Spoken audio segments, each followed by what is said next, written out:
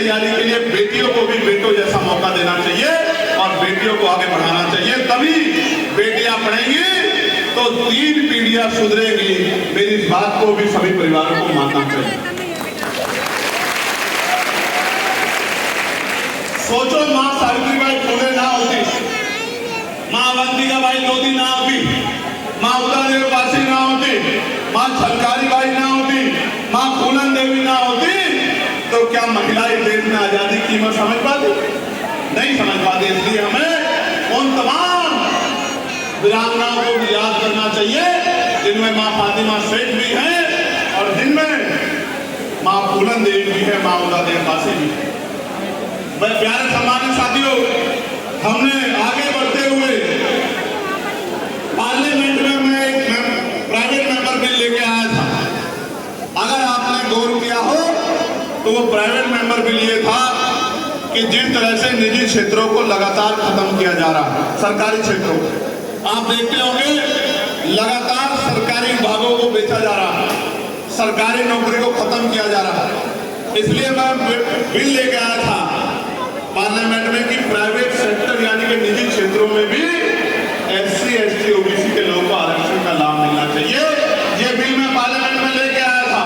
आप बताओ, ये बिल पास होना चाहिए नहीं होना चाहिए? दोबारा बताओ, होना चाहिए नहीं होना चाहिए?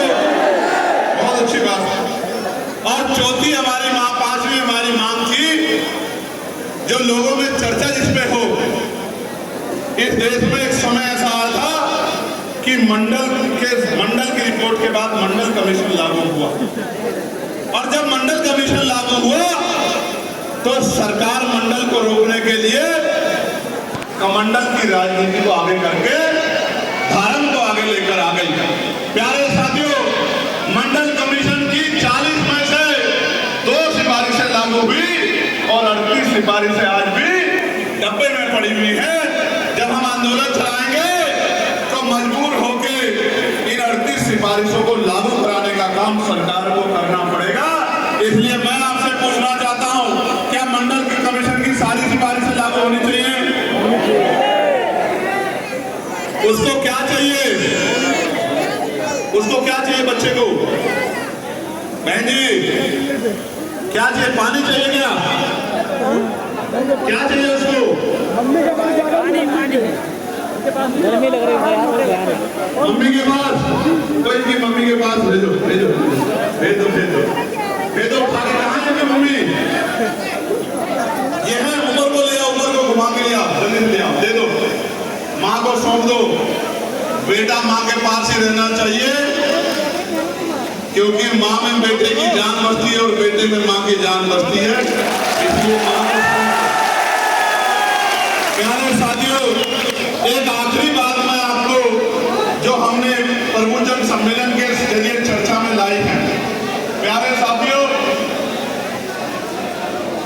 आप अच्छे लोग नहीं हो सकते, जिनके अंदर गंभीरता नहीं है वो अच्छे लोग नहीं हो सकते।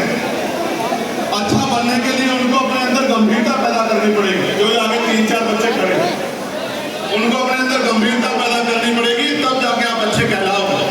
प्यारे साथियों, प्रबुद्धजन सम्मेलन के जरिए हमारी जो आखिरी वो थी उस पर मैं आपकी सहमति चाहता हूं। इस देश में लंबे समय से ईवीएम से चुनाव हो रहे हैं और ईवीएम के ऊपर आम जनता को भरोसा नहीं। और लोकतंत्र एक सबसे बड़ी शक्ति है।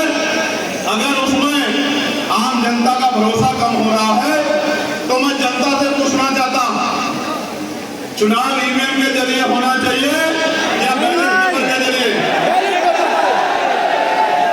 ईवीएम के या बैलेट पेपर के? दोबारा बताओ जोर से। उसको ऊपर भेजो, गर्मी बहुत, उसको इधर भेजो, उसको उसकी मां के ऊपर बैठ जाएंगे। इधर भेजो, भेजो, इधर आ जाओ, पानी पिलाओ जल्दी। छोटा, बहुत छोटा, बहुत छोटा। ये 3-4 लोग इनको। ये कहाँ के बेटे? कहाँ के हो आप लोग? कहाँ के हो?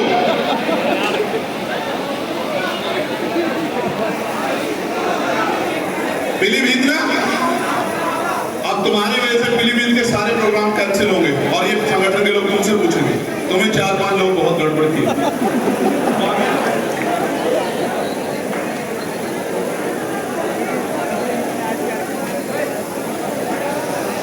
सम्मानित साथियों, मैं आपको ये माँ बेटे की एक कहानी सुनाना चाहता हूँ। सुनना चाहते हैं आप लोग? जोर से बताओ, सुनना चाहते हो? मैं अभी 2 दिन से बिजनौर में था, नगीना अपने लोकसभा क्षेत्र में, और अपने कमरे में नहीं था। कहाँ था? जंगल में एक गांव पड़ता है रामदास वाली, चारों तरफ जंगल है। 3 किलोमीटर पे विशाल का जंगल दूसरे प्रदेश का। 3 किलोमीटर के बाद क्यों गया? क्योंकि हमारे यहाँ गुलदार ने, हिंदी में गुलदार कहते हैं और अंग्रेजी में कहते हैं लेपर्ड। लेपर्ड ने, जो आदमखोर लेपर्ड है, उसने पिछले 1-2 सालों में लगभग 50 लोगों को मौत के घाट उतारने का काम किया। कितने लोगों को? जोर से बताओ। 50 लोगों को। इन 50 लोगों को जिनको मौत के घाट उतारने का काम किया गया है, मैं आपकी जानकारी के लिए बताना चाहता हूं।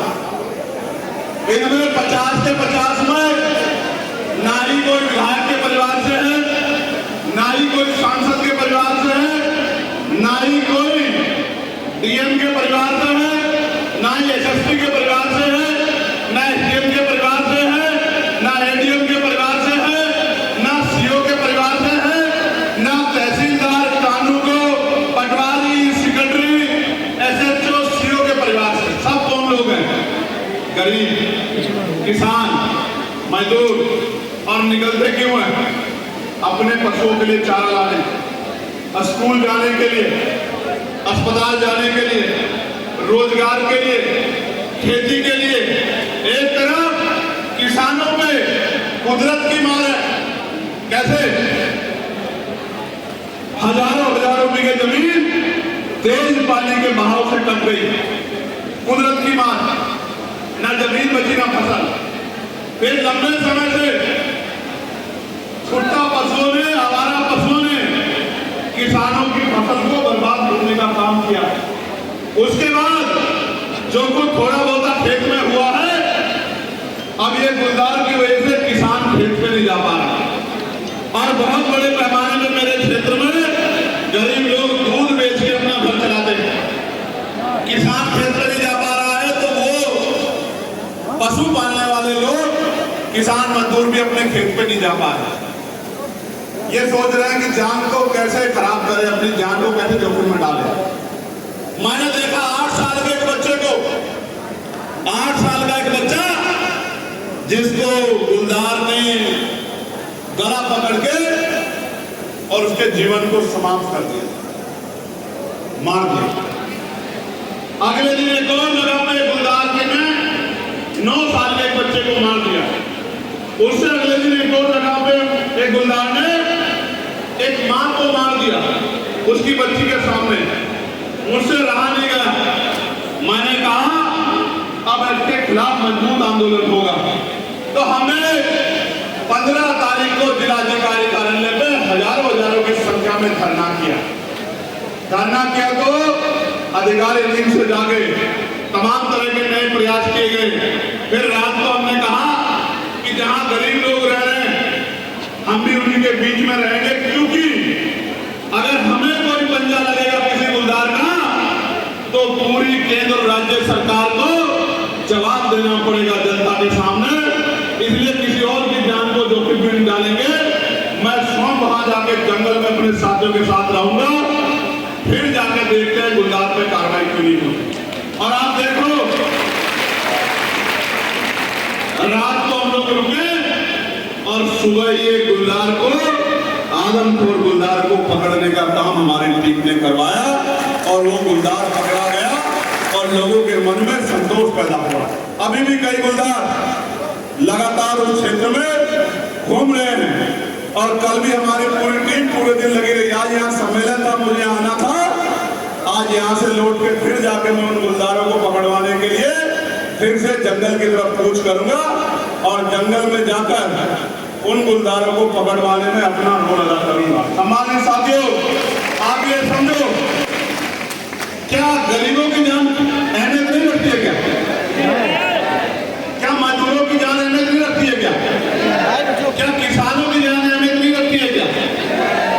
देश का बहुत बड़ा हिस्सा ग्रामीण क्षेत्रों में निवास करता है और उनकी जान के साथ इतना बड़ा खिलवाड़ हो रहा है और ये सरकार कान में तेल डाल के बैठी है।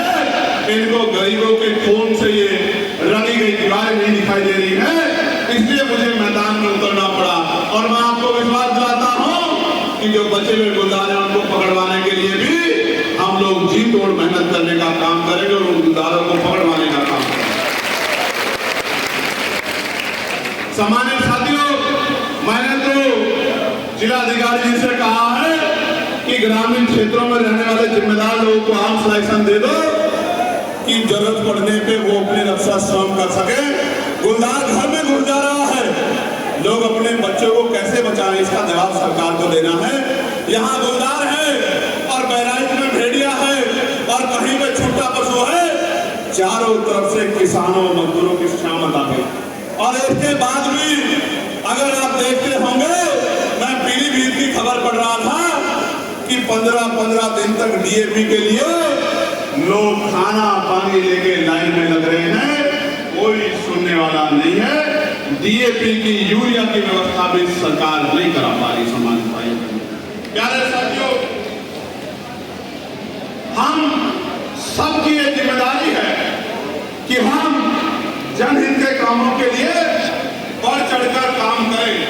इसलिए मैं आपसे ये कहना चाहता हूं कि लोकतांत्रिक व्यवस्था में बाबा साहब अम्बेडकर के तक प्रयासों से हमें वोट का अधिकार मिला।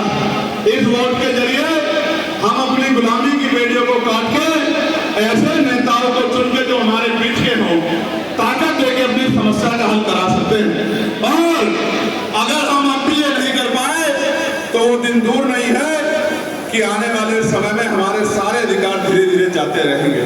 सामान्य साथियों, इसी बरेली का अखबार पढ़ा मैंने कि जल भराव में सीवर से जो गंदा पानी आता है, बच्चों को उसी गंदे पानी से होकर स्कूल जाना पड़ता है। ये बात भी किससे छिपी हुई नहीं, इसी बरेली की बता रहा हूं। और सरकार कहती है कि ये ट्रिपल इंजन की सरकार है, उत्तर प्रदेश विकास के रास्ते पे है। उत्तर प्रदेश विकास के रास्ते पे नहीं है सामान्य भाइयों बहनों, उत्तर प्रदेश विनाश के रास्ते पे है। इस विनाश के रास्ते से हटाने के लिए मुझे और आपको मेहनत करनी पड़ेगी। यही में मैंने पढ़ा, कबड्डी खिलाड़ी जो ग्रामीण अंचल के खिलाड़ी हैं, उनके पास ना सुविधाएं हैं और ना संसाधन है, ना ही प्रशिक्षण है। इसकी वजह से वो पूछ रहे हैं कि मेडल कैसे आए, और सरकार के पास इसका कोई जवाब नहीं है कि मेडल कैसे आए। मेडल तब आएगा जब ग्रामीण प्रतिभाओं का सम्मान होगा और उनके लिए नए अवसर जो है तैयार किए जाएंगे। सामान्य साथियों, बनारस की खबर पड़ी आज सुबह, माए बहनें बैठी हैं, 2 घंटे के पैदा हुए बच्चे को और उसकी मां को अस्पताल से निकाल दिया गया बिना ऑक्सीजन के कि इसको हायर सेंटर ले जाओ। वो मां, आप समझते हैं जो डिलीवरी का समय होता है वो एक मां के लिए किस तरह का समय होता है उसके शरीर के लिए, लेकिन इस सरकार में इतनी संवेदनाएं खत्म हो गई है कि उस मां को बाहर निकाल दिया गया और उस दो घंटे के बच्चे के जीवन की परवाह नहीं की गई। और अब अधिकारी कह रहे हैं कि हम इस पे कार्रवाई करेंगे। और कार्रवाई कब करेंगे? कार्रवाई तब करेंगे जब हम लोग जाके वहां आंदोलन करेंगे, संघर्ष करेंगे, तब कार्रवाई करेंगे।